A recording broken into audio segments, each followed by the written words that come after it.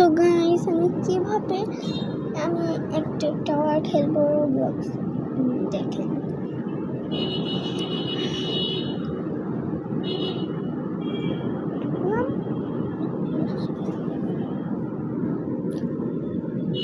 সবার প্রথমে পড়ে যাব,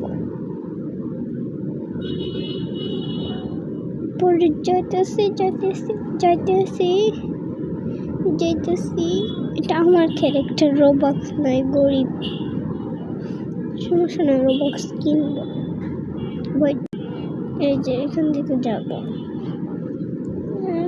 আমার এই যে আমাকে এখানে আটকায় দিবি এখন।